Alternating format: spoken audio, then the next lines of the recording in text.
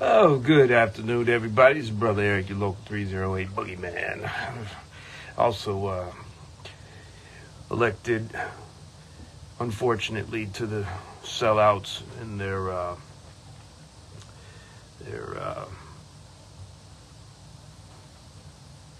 friends in CTA mismanagement. Anyways, I had an interesting conversation with my son today. He went to his first union meeting. So he works at the library.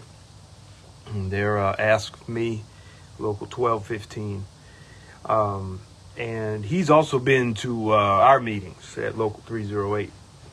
And, we discussed what his experience. And first of all, his meeting, he attended it virtually. That's right. He registered via Zoom with his email, kind of like, well, basically what I do at, when I organize online meetings and classes, and he participated in his monthly membership meeting virtually. Not only did he attend it virtually, but he was able to vote virtually. Yeah. Just that in itself is so unbelievable, because of all the excuses that all of the presidents, I've known 4 of them now. So Ken Franklin, Eric Dixon, Penny McCoach, Keith Hill, none of them want virtual meetings where people can vote online. They're all worried that me or Andre Thompson's going to get on there and ask some questions or make motions that they won't like or whatever. But imagine that. So he told me in the beginning of the call, 50 members logged in to this meeting. This was a citywide meeting for the library workers. And he said it was about 3 hours long. And they discussed issues that the library management was lacking in sharing with them, and what they were going to do about it. They gave reports on rap sessions. They call it something else there, but it's just like what we have. Management has a rap session. But they always made sure, Local 1215, that someone, a union person, was taking notes at these rap sessions. Yeah.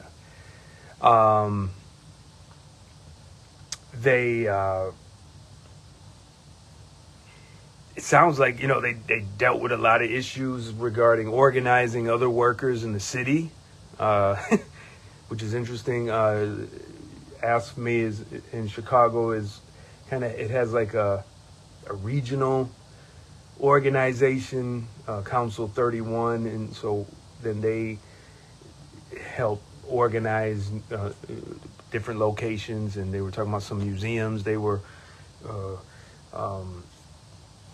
trying to organize workers in, organize a union in. So I asked him, and this is what motivated me to make this video for you. I said, son, I want you to compare and tell me, what is Local 308's membership meeting? How did you feel at that meeting compared to Local 1215 in your union? And he said this. He said, Dad, Local 308 membership meeting makes me feel like we're in a, I'm telling you exactly what he said, in a mild execution. Like we are witnessing members and members being executed by the officials. I mean, I want you all to just take that in. Here is a young man, my son, and he's telling me that Local 308 membership meeting is like a mild execution. And he can't tell the difference between, he wasn't sure if those officers, Mark Weems and Penny and all them, were managers or union officials.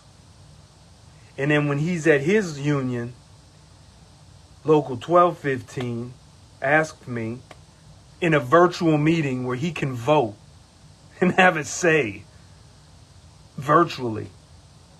He said, Dad, it just seemed like a easygoing discussion the whole time. Nobody was shut down, nobody was silenced, there were motions, and it was no big deal. And they criticized management, and it was no big deal. So I guess there's nothing really more for me to tell you except that what we have at Local 308 sucks. And it's the same at 241. So it's not like I'm picking on one over the other. But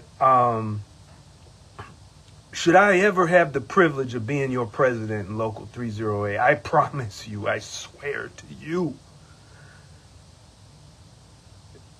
the mild execution that my son described viewing or experiencing at Local 308 will end.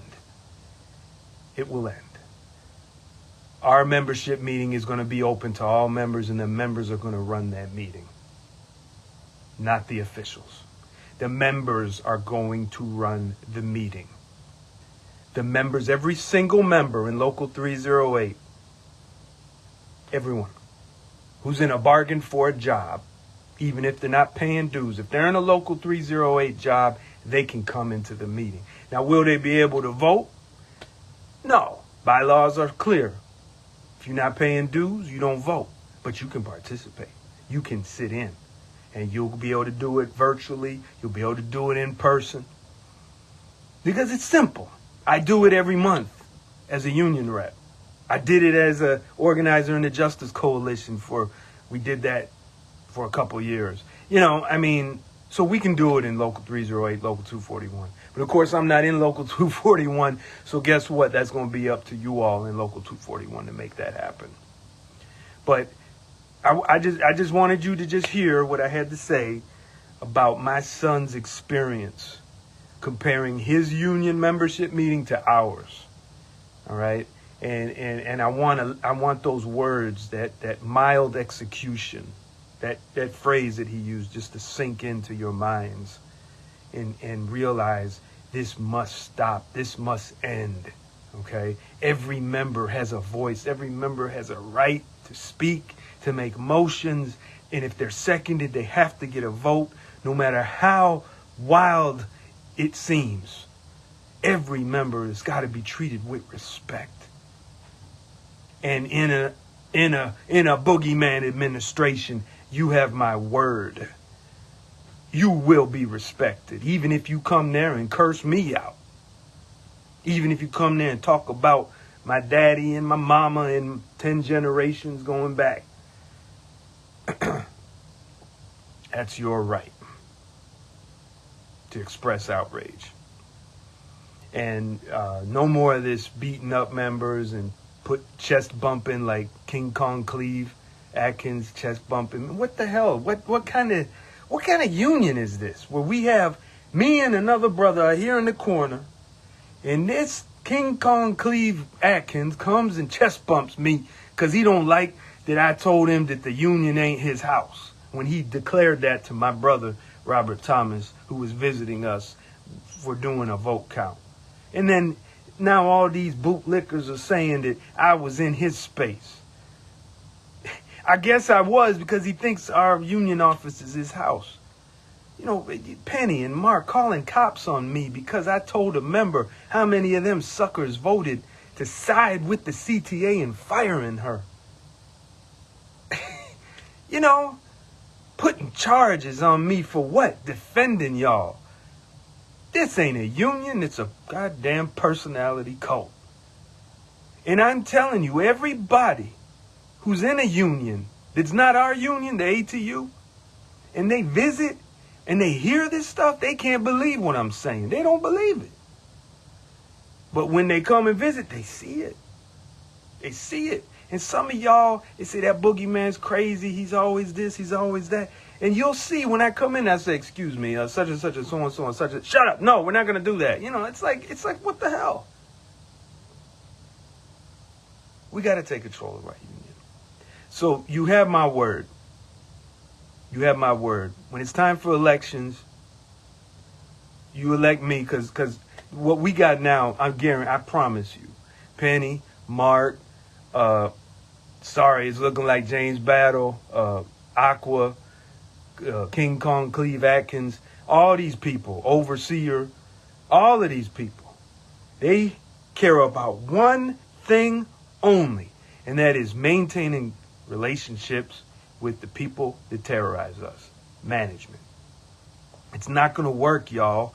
You can't think that you're not going to upset the boss and things are going to work out. It doesn't work that way. You're going to make your boss upset if you have an issue with working conditions or wages. They like to do what they do, but you have to fight back. And there's different ways to do it, but tactics are part of it's an organic process. You don't just open up a book and follow it, and this is the way we do it, and we don't do it like this, we do it like that. No. In a union, you have something called democracy. And it's not once every 3 years. That's not a democracy, electing a benevolent dictator. No.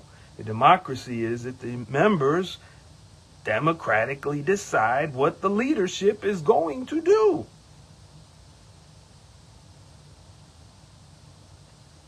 Hope you found that interesting.